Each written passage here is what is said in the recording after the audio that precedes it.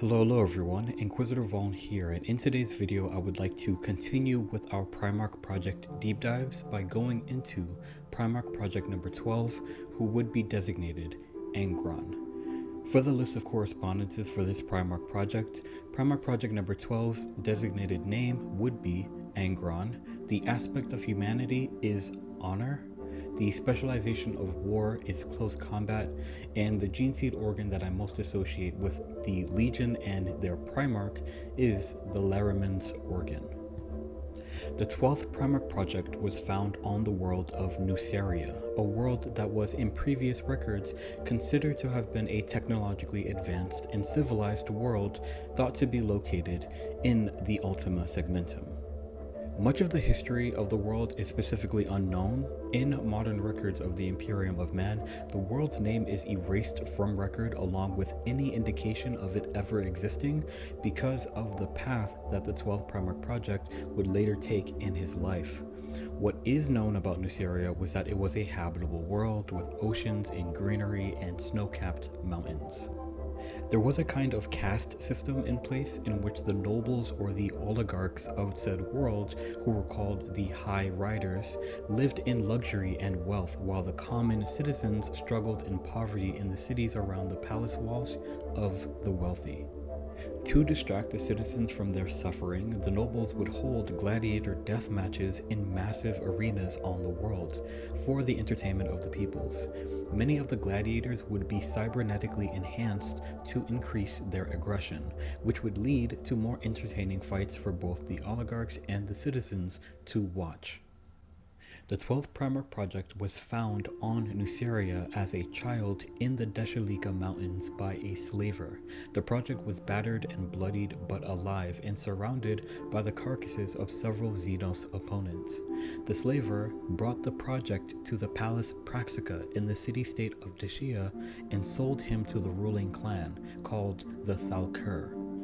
According to one account, it's after this that the Primarch Project underwent a kind of rite of passage into Nucerian gladiator society. He was put into a pit with other potential gladiators, and the pit was slowly filled with flesh-melting acid. The only point of salvation for the gladiators was a spire in the middle of the pit, which was only wide enough to support a few gladiators at its base, and by the time the acid reached the top of the spire, only one gladiator. The 12th Primarch Project was placed into this survival situation, having to choose his own life and well-being over those who fought to do so at the same time. As a child, he was forced to kill these other contestants and reach the top of the spire alone. Even though he was forced to kill, he killed as swiftly and as painlessly as possible so that only dead bodies fell into the flesh-melting acid below. At the end of the trial, the 12th Primarch Project was the only one able to survive the trial. It was here that he began to understand that his fatal situation was orchestrated, viewed as a game to the High Riders and as entertainment to the peoples of Nuceria. To the Thalkur clan, the Primarch Project's potential as a gladiator was made apparent to them. They named him Angron Thalkur, Angron meaning child of the mountain, naming him based on the conditions in which he was found, nursing him back to health after his first encounter with the gladiators in the pit. From there, they forced Angron to continue participating in the gladiator contests as a slave. Angron, being a Primarch, naturally excelled in the arena. He would eventually grow to full Primarch size of about 10 feet tall, which dwarfed those around him, and he had proven himself to be a skilled fighter. Amongst the other gladiators of the pits, he learned a warrior's brutal code of honor. Fighting was relentless and unmerciful, and while many matches would end with the death of an opponent, that death was treated with honor. To the gladiators of the pits, there was respect and admiration in fighting the best that one could and falling to a worthy opponent, just as there was honor in killing a worthy opponent who had given the fight their all. In the matches that did not end in death, the gladiators had traditions that acknowledged each other's efforts. Angron killed hundreds of his fellow gladiators, but those who fought well he spared when he was able to. And though the gladiators would be forced to kill each other, they collectively created meaning in it beyond the cruelty of the situation that they found themselves in. According to one account, the gladiators had phrases that they would say to each other as a way of respect, one of them being to die well. It was during this time that Angron would earn his many names. He was called Lord of the Red Sands by the Nucerian crowd, referring to his success in the gladiator pits. He was also called the Unbeaten, as he was unbeaten by anyone who faced him. The gladiators of Nuceria had a tradition of cutting marks into their abdomen after every fight. This process was called counting the ropes. For every victory, they would let the wounds heal naturally, forming a red scar. But for every failure, they would stuff the wound with sand from the pits, forming a black mark. Angron was reputably known to have no black marks, indicating that he was unbeaten. Though it is said that Angron enjoyed the cheers of the Nucerian crowd, he also hated being enslaved and forced to fight, and would repeatedly try to escape unsuccessfully. Despite being a Primarch, those who kept him as a slave had advanced form of weaponry that not even he as a Primarch could overcome. In the gladiator pits, Angron would eventually have a mentor who was named Enomouse. Angron would learn much from the older gladiator, and when they fought side by side, they would achieve many victories in the arena. Angron respected the wisdom of the grizzled warrior and would go to him for insight. In some accounts, it is said that Enomouse was the closest thing to a father figure that Angron ever had. After Angron and Enomouse were tasked with fighting two Angron that had been enhanced with the cybernetic butcher's nail implants, the duo arose victorious, and seeing how well those two fought together, the High Riders demanded cruelly that they fight each other. Angron refused and blatantly disrespected the oligarchs in doing so. Enomouse beamed with pride, but for all his refusal and insult, Angron would be implanted with the butcher's nails. Earlier, I mentioned that the gladiators of Nuceria were cybernetically enhanced. They were enhanced with a device called the Butcher's Nails. It was a cybernetic device that was hammered onto the gladiator's skull. It was a cortical implant, and its tendrils would dig into the tissue of the gladiator's brain in ways that would both physically increase aggression and decrease fear and the survival instinct in the fighter imbued with it. It caused the wearer to experience the sensation of pleasure when experiencing rage, and disabled the feeling of pleasure in any other way. This device was implanted onto the 12 Primarch Project's skull and into his brain. After having this device implanted, the High Riders would unleash the cybernetically enhanced Angron upon his teacher Enomouse, whom he slaughtered in a fit of blind rage driven by the pain of the butcher's nails. When Angron came to his senses and realized what he had done, it was said that he let out a bestial howl of pain and rage that lasted for several days.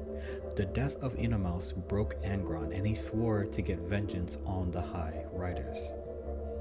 In the years following this, Angron's reputation as a gladiator spread across the world of Nuceria, during which time he likely earned the name Angronius of Nuceria.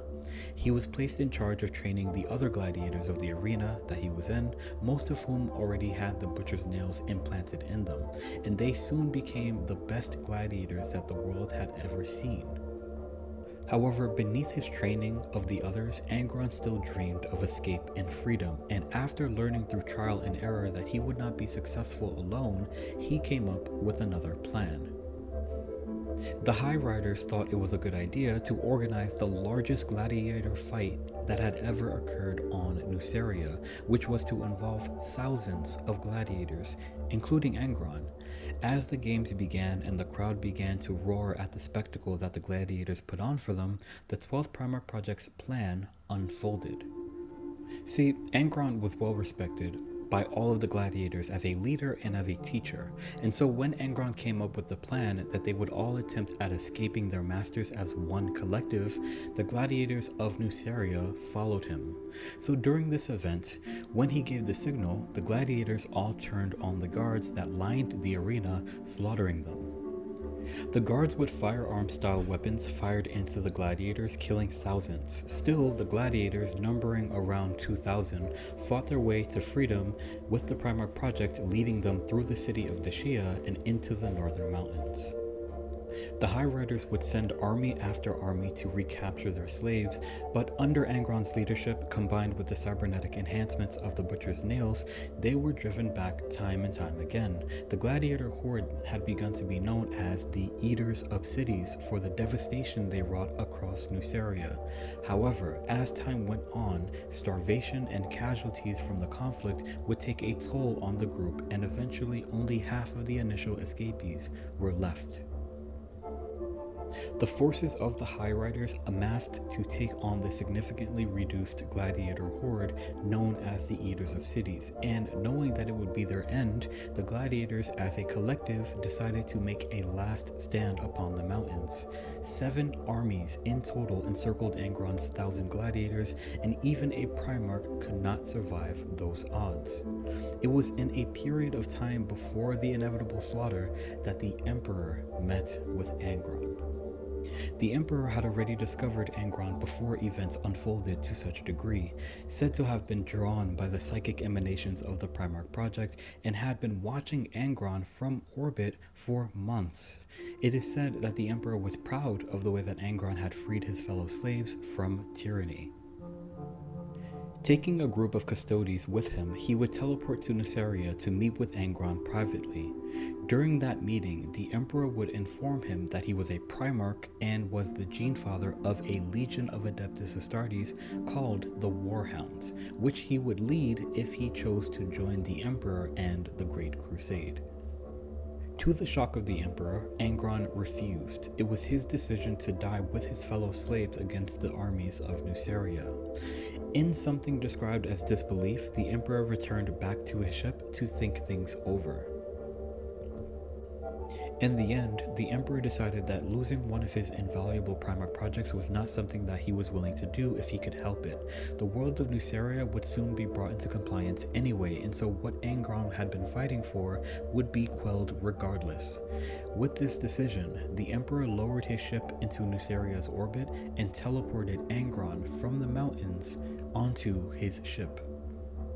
Angron awoke on the Emperor's ship and watched from orbit as 7 Nucerian armies descended upon the Eaters of Cities. Death was inevitable for them, but without Angron, the individual who had led them to freedom and who had consequently put them in the situation they found themselves in, they lost all morale and were slaughtered to the last man. Angron was furious, and sensing his anger, the Custodes surrounded him. He was so angry that he actually killed one of the Custodes, tearing it in half down the middle before the Emperor intervened, making him submit via use of his psychic power. Angron asked the Emperor why. Why hadn't he saved the lives of his fellow gladiators? The Emperor dismissed his questions as lacking vision. He was the Emperor of mankind, and his vision for humanity was bigger than saving a few slaves on a backwater world. The Emperor said that he hoped with time Angron would understand his decision. Angron would reply that he was meant to die with his fellow slaves, and what remained of him was a ghost now that that had not occurred.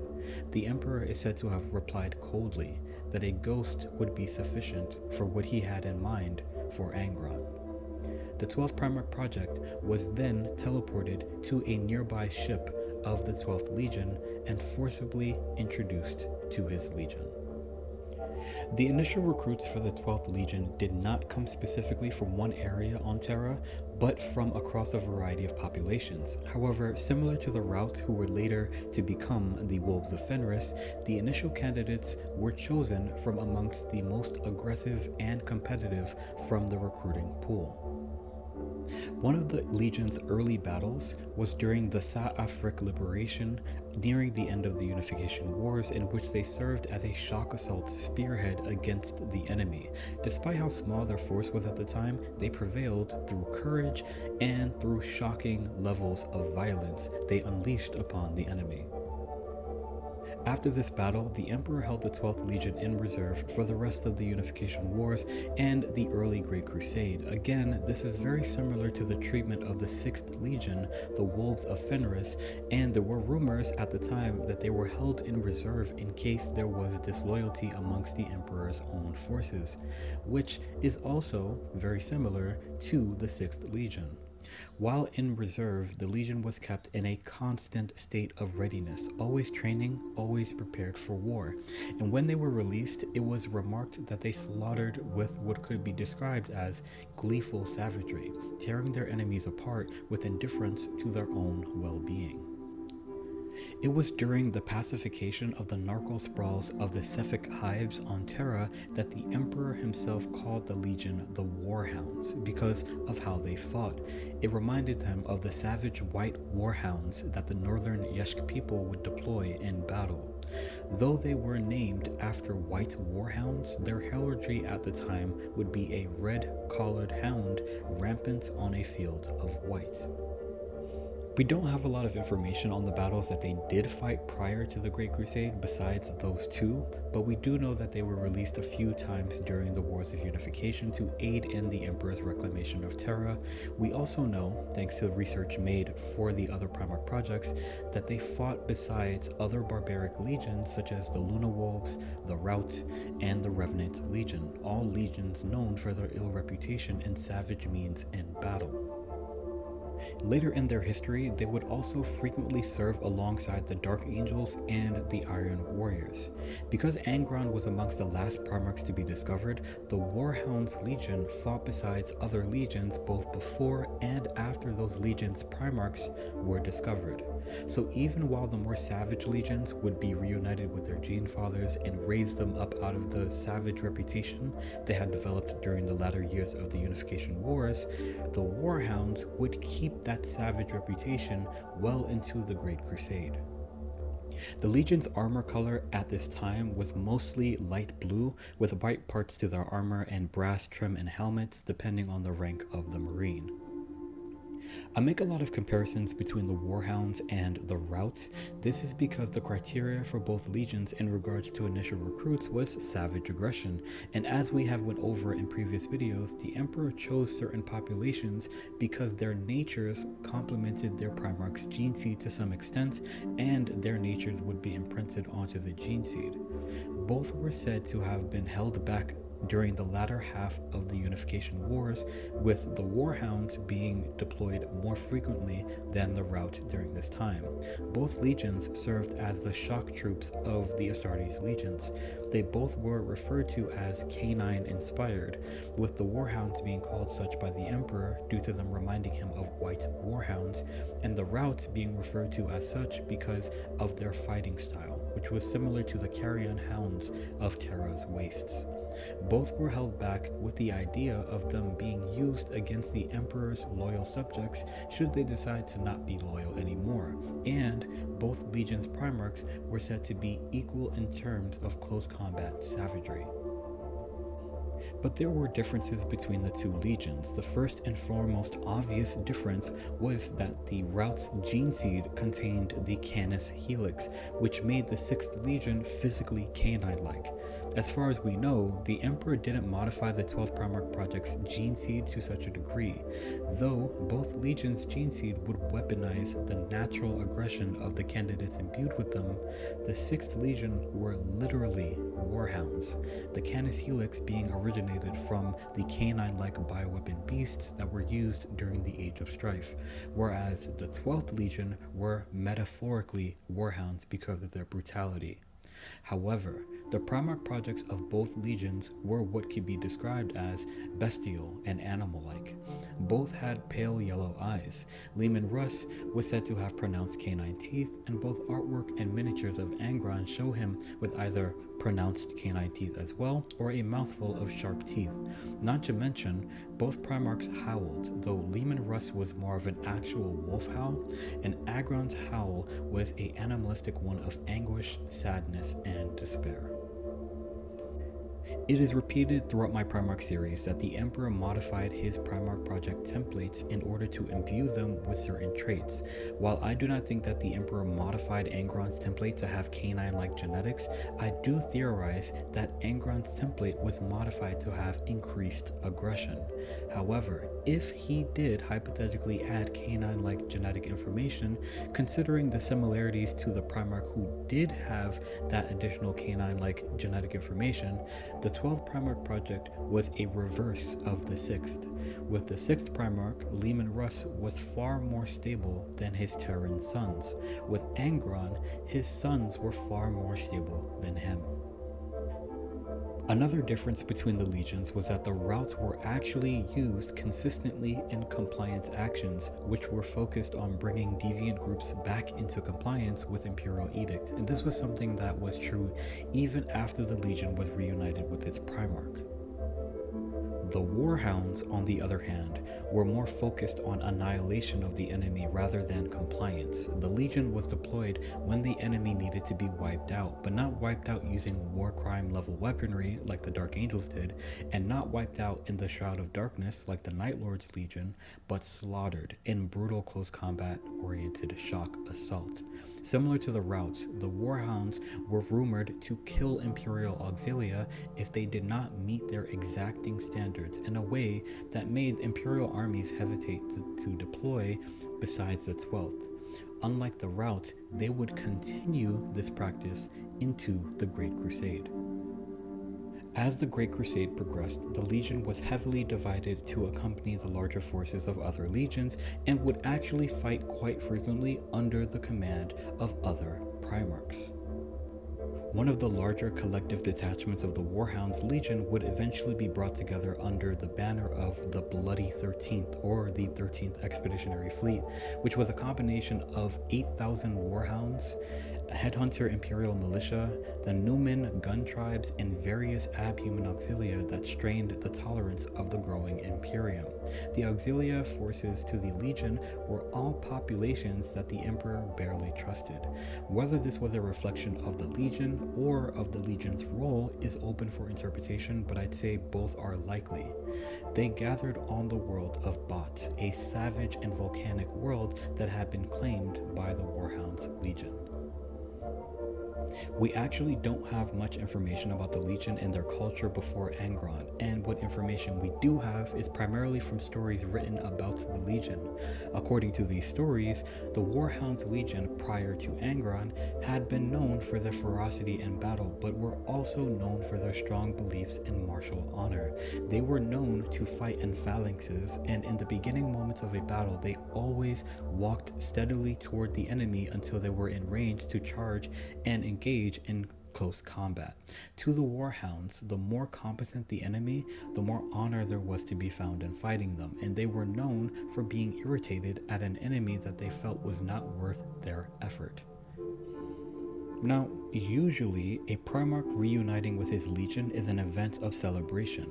This was not the case with Angron. Angron was teleported to a holding cell in the bowels of a nearby Warhound ship after meeting with the Emperor, and every captain that tried to communicate with him, he killed. Angron actually killed the Legion's master at this time. Such was his rage at the Emperor, at having his honor stained, and at being stolen from his fate. Only one Marine by the name of Karn survived his encounter with the enraged Primarch.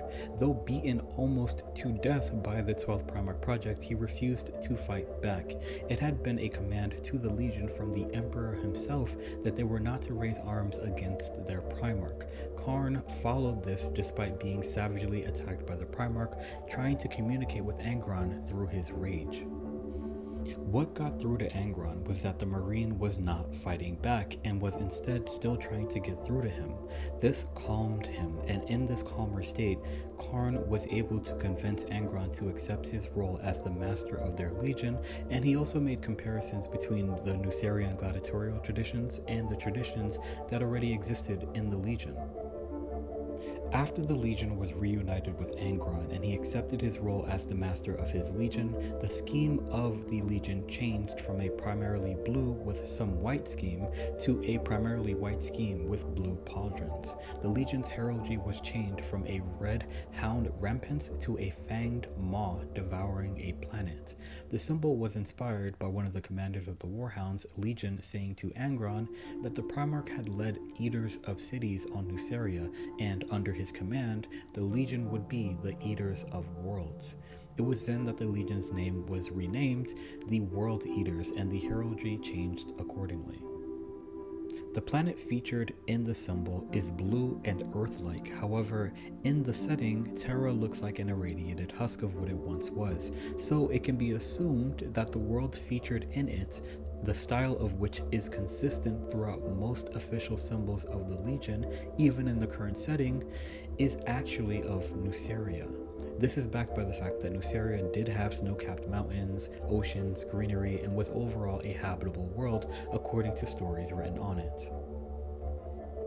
Despite their best efforts, despite their already savage reputation, over time the Legion began to disappoint Angron, who increasingly seemed to idolize his fallen comrades on Nuceria during the slave revolt, comparing his Legion to the gladiators who fought beside him. He also came to idolize the butcher's nails, for though it caused him extreme and constant pain, he began seeing the device as the element that made the difference between what his legion was and what it could be. With every failure, his own Astartes legion began to seem less competent than the merely human gladiators that had once fought besides him on the Red Sands. Thus, he would command his tech marines to recreate the butcher's nails so that every Astartes of the Legion would be implanted with them. Many world eaters, wanting their father's approval, would accept the butcher's nails to experience what the Primarch experienced and to meet his expectations in combat. However, the majority of those implanted with the device could not survive the procedure, and this severely annoyed the Primarch Project, who, upon seeing this, would take a ship of the Legion's fleet and abandon them. It took the Legion 2 years to find him, and when they did, it was on a feral world. Angron had resorted to living like a beast on the planet, searching earnestly for something that he could fight, which could kill him and take him out of his misery. He was basically chastised by Karn into returning into the Legion, who said that the gladiator brothers who had fallen on Nuceria wouldn't want to see him in this state, to which he agreed. The recreated butcher's nails were refined over time until all of the Legion was able to be imbued with them. The application of the butcher's nails onto the Legion led to the degradation of discipline and sanity in the World Eaters, but it would also lead to the increased ferocity of the Legion and Angron's acceptance of his sons. Through his legion both embracing and being able to be imbued with the butcher's nails, Angron was able to incorporate even more elements of the Nucerian gladiatorial society into the legion. Angron was known for not giving any weight to the complexity of hierarchy that the Principia Bellicosa imbued to the legion, and he had a disgust toward titles of authority such as Lord. However, having a basic organizational structure was valuable. Using these two views, Angron would reshape his legion. Some of the changes included dedicated berserker assault units such as the Devourers, the Rampagers, and the Red Butchers, who were all characterized by their lack of control and inhibition of rage. Many of the changes were internal. The constant training regiments put in place by the 12th Primarch Project was significantly more severe than the one that existed previously in order to make his legion, like himself, amongst the best killers that they could be. Victory in combat was the only measure by which respect was earned, and prowess was exalted above all else. Training in the World Eater's Legion took a fatal edge. Sharpened blades and live ammunition were used. Pit fighting and gladiatorial matches between Astartes of the Legion was encouraged, intentional wounding, maiming, and killing of each other were not reprimanded. The Legion developed its own barbaric aesthetic and symbols. Red markings on the helm signified that its wearer was imbued with the butcher's nails. A handprint on the armor was considered a victory marking. The symbology of chains became prominent in the Legion and coincided with the gladiator fights that the Legion would conduct, as it was a symbol that a world eater had killed another world eater in a sanctioned pit fight. The devouring jaws symbol was a mark earned through repeated tests of fighting skill. The Legion also developed their own variants of armor, such as the Kadir variant of Mark IV in the Sarum pattern helm, which would inspire later patterns of helm design, and their own variant to the Cataphracti pattern Terminator armor. With the Legion under the influence of both Angron and the Butcher's Nails, the World Eaters began a campaign of slaughter across the galaxy. Though their effectiveness earned them a degree of tolerance that was unusual of the Emperor, there were many times that the Legion was condemned for their savagery. It would be these deeds that would earn Angron the name the Red Angel, though he was known to hate the use of the word angel as it reminded him of his mutant brother, the Primarch Sanguinius.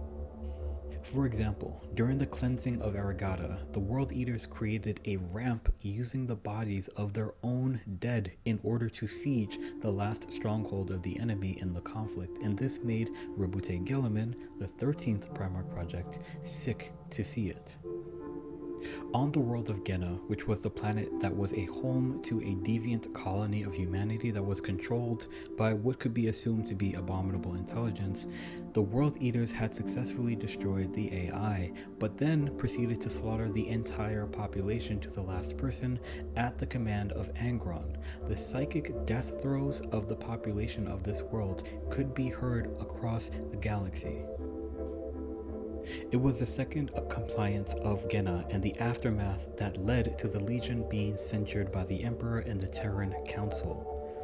In response to this, Leman Russ and the Space Wolves were sent to confront Angron and the World Eaters. This confrontation led to what was referred to as the Night of the Wolf, in which the two legions and their primarchs fought each other in open combat. Each side claimed victory, and yet both sides secretly thought they had lost because the fight was incomplete. Angron didn't allow himself or his legion to be escorted back to Terra in order to face the judgment of the Emperor, nor did he stop the implantation of the Butcher's Nails into his legion. Russ, however, had been satisfied with the results of the fight because he proved a point that Angron's rage was a weakness. While he fought with Russ, he was able to be drawn away from his forces, isolated and encircled by the Space Wolves. Had Russ given the command, his Astartes would have opened fire on Angron, killing him in a hail of gunfire. The Butcher's Nails were a weakness not only to Angron, but to his legion as well, who were so enraged by the Butcher's Nails that they did not even try to protect their Primarch. The Space Wolves departed though, and Angron claimed it as a victory, being that his legion had less casualties than the Space Wolves. Just a bit of commentary on the conflict. I like that it was called the Night of the Wolf, not because of the Space Wolves being present or the winning of the conflict, but because in the context of the word and how it was used, wolf meant controlled savagery, so it was essentially the Night of Savagery. Though the Space Wolves and the World Eaters are equal in terms of combat prowess, the Space Wolves had achieved a level of self-control under Leman Russ. The World Eaters were way more savage due to the Butcher's Nails and technically did win the conflict of attrition if attrition was a measure of victory, which it always is to the World Eaters. But the Night of the Wolf was also a perfect example of the role of Leman Russ and the Space Wolves as essentially the police of the Astartes legions, not really the executioners. They were used, as said earlier, to bring forces back into compliance, not to annihilate them. By returning to Terra empty-handed, it was a statement that the World Eaters could not be brought back under compliance, and that the Wolves had also failed to do so. Though Russ and his Space Wolves are often referred to as the Emperor's executioners, largely due to the actions of Prospero, the title should have actually went to the 12th Legion. After this, the Legion continued to descend deeper and deeper into debauchery and slaughter, with Angron leading them further down the path to darkness. Blood-drinking rituals began to happen amongst the Astartes of the Legion, and they began to compete with each other about who could gather the most skulls of the enemy. Now, I do not think that this specific practice came up out of nowhere amongst the Legion. I think if the practice does have a source, it is from the headhunter auxilia that had been deployed alongside the Legion as part of the Bloody 13th on Bot, who themselves were probably amongst the new recruiting pool for the Legion after recruiting left Terra. This is backed by the fact that many of the bladed weapons that the Legion would come to use came from the Headhunter Auxilia. However, regardless of where it came from, it was a clarion call to the dark powers of the Warp, specifically the Chaos God Khorne, the god of blood and skulls. In truth, there were two Primarchs sent to retrieve Angron and his legion. The first was Leman Russ, and the second was Horus Lupercal. Unfortunately, by this time, Horus Lupercal had himself began embarking upon the path of treachery, betrayal, and damnation, and seeing the usefulness of Angron toward his cause, he convinced Angron to join the traitors. This would result in the events that happened during the Isvan atrocity, and though this was a critical point in Angron's story and was his first official act of betrayal, the true tipping point in Angron's damnation took place when Angron returned to Nuceria. It was during the Shadow Crusade that the 12th Primarch Project returned to the world that shaped him, a century after he was forcefully taken from it. One of the first things that he did was visit the mountains upon which the 7 armies of the High Riders had slaughtered his fellow gladiators, the Eaters of Cities, paying his respects to them, their bones still littering the mountain where they had died. Angron discovered that when he was taken by the Emperor, the High Riders had spread rumors that he had simply abandoned his remaining gladiator fighters to the pits and forgot about them. It was here that Angron realized that he had been lied to about the fate of Nuceria. It had not been brought into compliance, and the barbaric practices of the world were allowed to continue even as the Imperium grew around it. Enraged, Angron and his legion butchered the entire population of Nuceria, finally enacting the vengeance on the High Riders that he swore to enact a century prior, but also just killing everyone else too. Before this, however, Angron made a necklace of skulls of his dead Nucerian comrades, expressing that he wanted them to feel blood once more, and he would wear this as he and his legion butchered Nuceria's population. Now, it was during this time that the Primarch Rabute Guilliman arrived at Nuceria. He and Angron would fight, and in the middle of doing so, one of the skulls that Angron had around his neck was crushed by Guilliman. Angron's cry of rage was so powerful that it made the warp move, and sensing this, the World Bearers Legion and their Primarch, who had also been to Nuceria with Angron, began muttering incantations, and though the remaining Librarians of the World Eaters tried to stop it, Angron was transformed into a demon prince of the blood god, Khorne. It's important to drive home the fact that becoming a demon prince was not Angron's choice. It was the Primarch Project named Logar's decision to offer up his brother project's legion to the dark powers of chaos. In Logar's mind, he saved his brother from the eternal agony that he was experiencing that would eventually kill him. However, as we will see when we reach his Primarch Project video, Logar's reasoning is not exactly sound, and what he really did was turn his brother into a pawn of chaos. As a newly transformed demon prince of the blood god, Angron would be stuck in a perpetual state of rage and would become an avatar of slaughter, leading a tide of butchery across the galaxy. Though his story does not end there, it does become redundant and repetitive. Angron lost his own will as he completely became a tool of the blood god Khorne, to the point that the Angron that followed after his ascension was not truly Angron at all, just a tool of mindless slaughter. slaughter. He and his legion were present and fought in the Horus Heresy as it reached Terra. He and his legion were amongst the few able to retreat into the Eye of Terror at its end. Since then, he has been returning to real space to cause more havoc and slaughter, only to be banished back into the warp. But in recent narratives, he has returned to the setting even stronger than before, and not so easily banished back into the warp. Now, usually, when I do my Primarch Project deep dives, I break down information while telling the Primarch Project's story, but I couldn't do this with Angron's story. I had to tell the story in its entirety before I go back and break things down. Now, the first thing I want to say is that Nuceria is actually a real name. It's the name of a city-state, I believe, in ancient Greece. And if you look at the symbol of the World Eater's Legion, and then you look at the coat of arms of Nuceria, the colors, they kind of match. And I don't know if that was intentional by GW, but I thought that was an interesting thing to point out. I also personally wonder how technologically advanced Nuceria was. We know that it was technologically advanced in its past, but being that the Emperor's ship was able to lower itself into orbit before there was a compliance action on Nuceria means to me that they didn't really have any kind of orbital protection or protection against such a thing happening. So I'm curious as to how technologically advanced it was when Angron landed. Of course, they had weapons and the butcher's nails, but it probably wasn't as technologically advanced as it might have been in the age of technology. When Angron was found by the slaver who would eventually sell him to the Thalkur clan, he was found as a young child surrounded by the carcasses of several dead Xenos whom Angron killed using a rock. It is speculated that these Xenos were Eldar, as they were swift-moving, thin, and had bladed weapons with which they tried to kill the Primarch Project. I agree with this theory that it was Eldar, and in the community there's a theory that these Eldar were specifically Dark Eldar.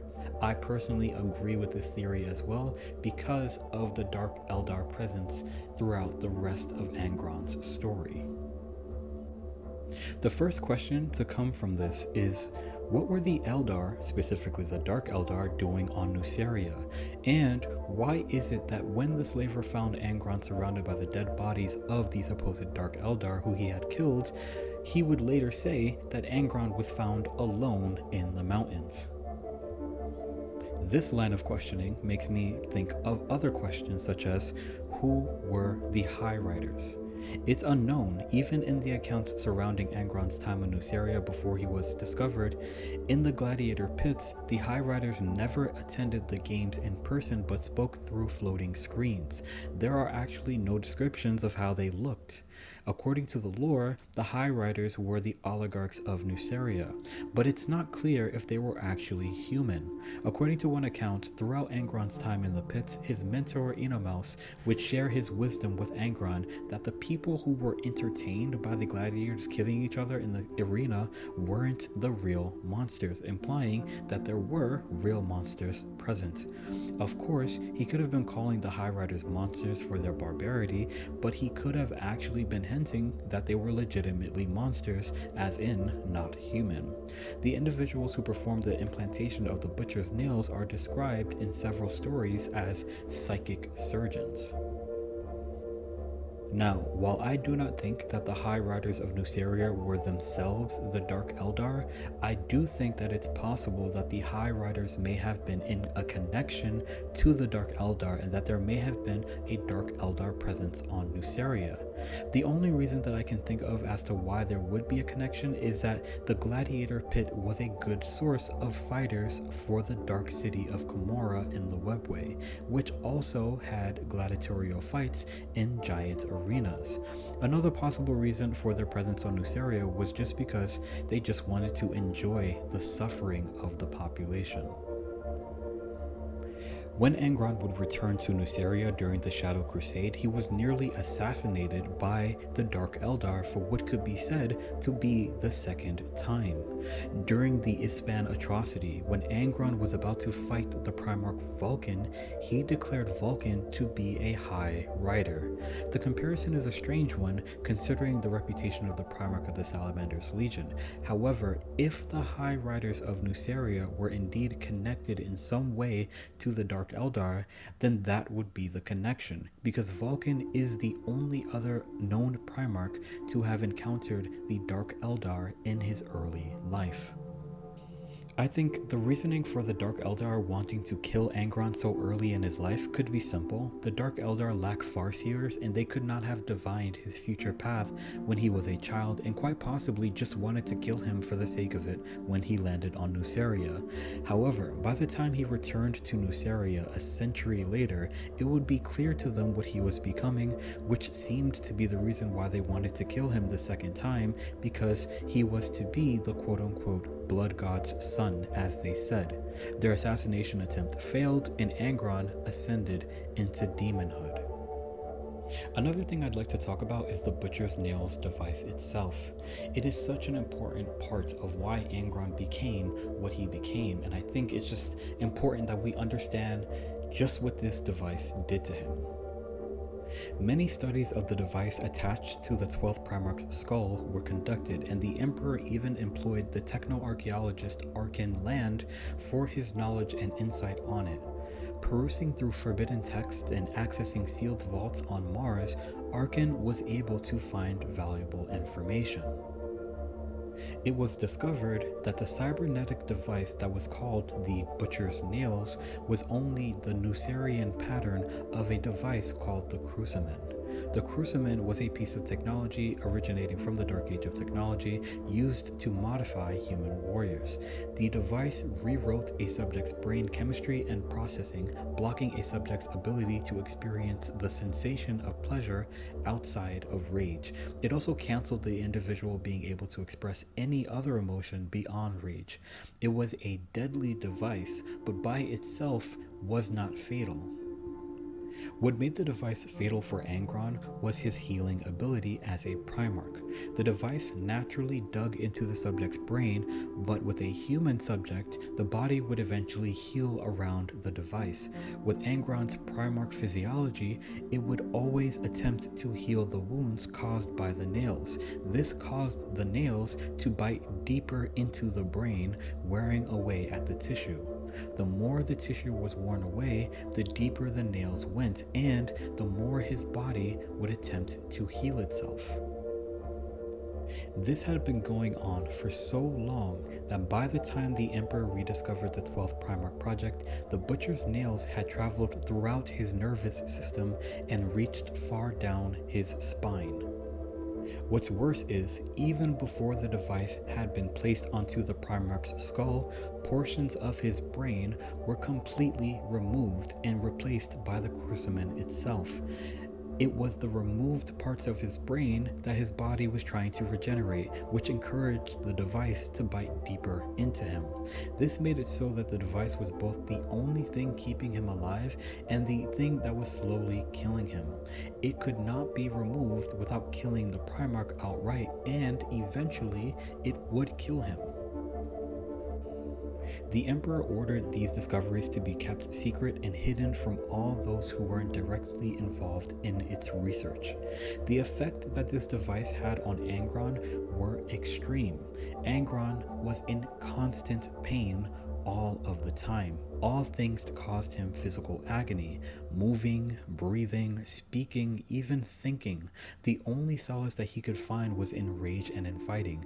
The device had turned Angron from all that he was previously and all that he could have been into a rage-filled monster. The wounds caused by the Butcher's Nails were never healed, which means he was always bleeding from these implants. The Nucerian Crucimen was essentially a torture device, especially so for Angron. In my Primarch Project deep dives, I take into consideration the perspective of the authors of GW writing, as their writing can influence our understanding of the Primarchs and the setting. However, Their writings are only interpretations of the same lore that we are given. That's why when I mention perspectives from authors of the setting, I say things like in one account or according to some accounts, because their word is not actually law, it's just something that can help us have a perspective about the lore, right? That being said, there is a passage in the book Master of Mankind by Aaron Dembski-Bowden in which the Emperor and the techno-archaeologist Arkin Land are studying the butcher's nails and their effect on Angron. They see that the device tendrils have wrapped themselves around his spine and his nervous system, making his existence full of pain. They also find out that they are the only things keeping him alive. Arkin asks the Emperor, how can he help him? Here, according to this account, the Emperor says one thing that piques my interest. He says, "You have been of immense use, Arkin. You have confirmed what I suspected regarding the Cruciaman's origins. No one else could have done so. I am accordingly grateful." But in the passages previous to this statement, Arkin Land says nothing indicating the Cruciaman's origins. He only asks the Emperor questions for the most part. The one statement he did say was that the creation was vile, that it was a perversion of cognition rather than purification. Now, early in this video, we mentioned that the model of the device known as the Cruciaman was recovered from the sealed vault on Mars. The vault was resealed after that as well, and there's no information on the vault besides that it had to be sealed and that those things inside represented a moral threat to humanity. In this, we discover the Cruciaman's origins. It was made by the pre-imperial Martian cult before the Age of Strife, during the Age of Technology. This ties Nuceria being considered technologically advanced in its past to the existence of the butcher's nails on the world in its present. Another question that comes up is why it was that the Emperor treated Angron the way he did. Of course, the public reason is that he was a Primarch Project and Angron was too precious to lose. But if the public reason was true, then the Emperor seriously lacked self-awareness, because in acting how he did initially with Angron, the Emperor became similar to the High Riders in Angron's eyes, watching from above as slaughter takes place below and letting it happen, forcing individuals into slavery and taking away their free will, sanctioning torture and suffering. But what if the Emperor did this on purpose? If the Emperor knew Sanguinius wouldn't refuse his offer to join the Great Crusade, then how was it that he didn't know Angron would? Perhaps the Emperor knew that anger was what was needed to get Angron to be what he wanted him to be, but I don't think that he would be able to predict what Angron would become because of that anger driven by pain. The aspect of humanity that Angron embodied was hard to pinpoint. It's easy to say that he represented rage and barbarism, but that is not naturally what he would represent. Those are qualities that sprung from him as a response to being developed on Nuceria and having to endure the pain of the butcher's nails. With the other Primarchs, the qualities that they would represent were illustrated in them before they were affected by their environments, or at least during it.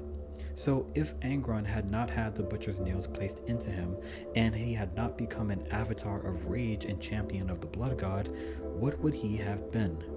What would he have represented? According to some sources of the lore, Angron had the psychic ability to sense the pain of those around him. When he hurt others, he naturally and physically felt their pain, and in certain moments he would be able to willingly take on the pain of others onto himself to relieve others of it. It is also said that this ability was destroyed after Angron was imbued with the butcher's nails. His ability to take on the pain of others is literally the definition of empathy, but his ability doesn't mean that it was an aspect of humanity. Leman Russ represented the beast, but specifically he represented self-control. Kurz represented darkness, but more specifically cruelty. I think if we took a step back and looked at the bigger picture of what aspect Angron represented, he would represent honor, and through honor, specifically empathy. Honor was the one consistent value that Angron had throughout his time on Nuceria.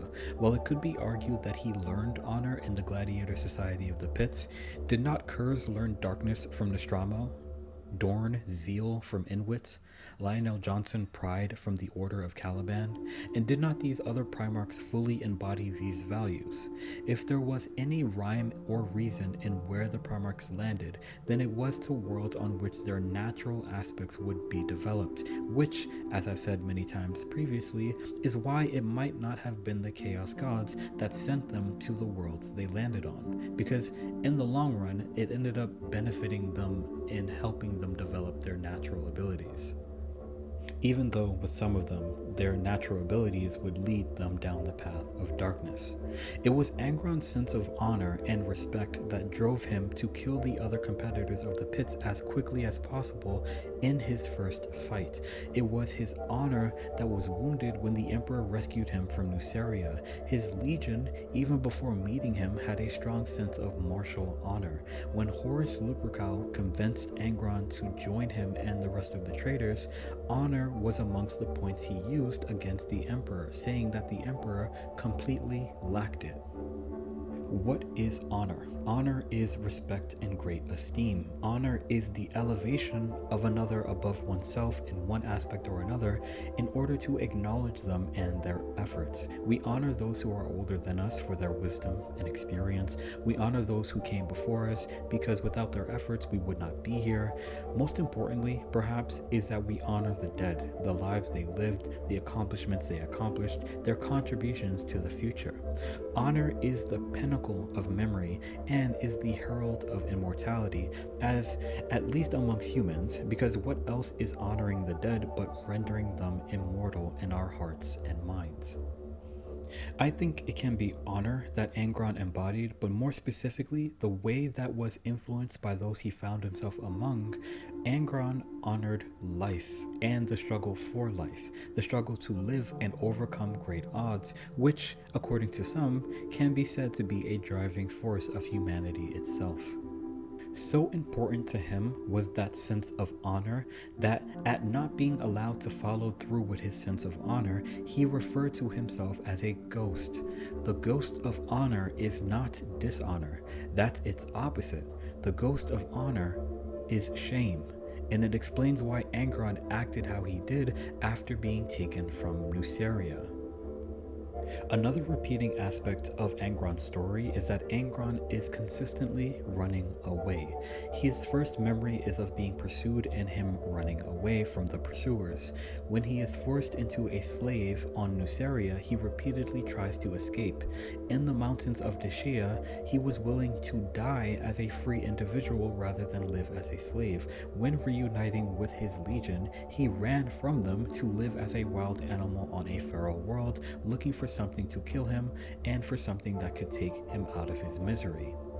If we look at the broad scope of Angron's story, the 12th Primarch Project was almost killed as a child, made into a slave and forced to fight and kill for the entertainment of others.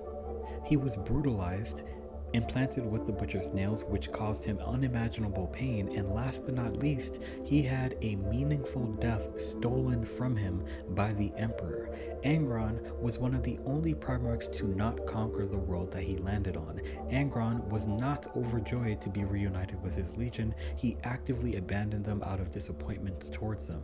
Angron didn't even choose to become a demon prince of his own will. Someone else made that decision for him, and now Angron is no longer Angron, just another pawn for the dark primordial god of chaos. The 12th Primarch Project's life seemed one full of anger and violence, but as with real life, underneath the mask of anger and rage is the hidden face of sadness and pain. Angron's life was so full of trauma and pain and disappointment and disrespect and dishonor and violence and disruptive intervention that perhaps it would have been better that he had died with his Eaters of Cities and had his legion incorporated into the Wolves of Fenris.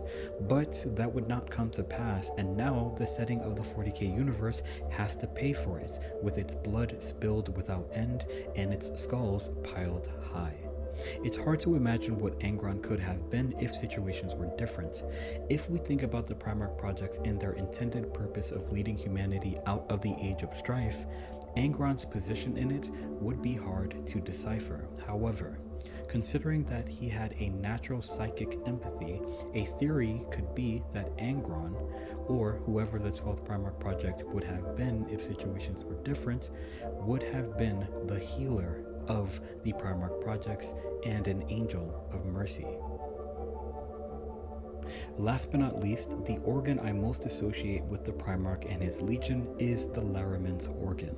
The Larraman's organ is also called the Healer and was a Geneseed organ implanted in the chest cavity of the Astartes. It produced a synthetic biological cell or cells which clot the blood lost from wounds at a much faster rate than a regular human's, forming scar tissue in seconds after a wound is suffered by an Astartes.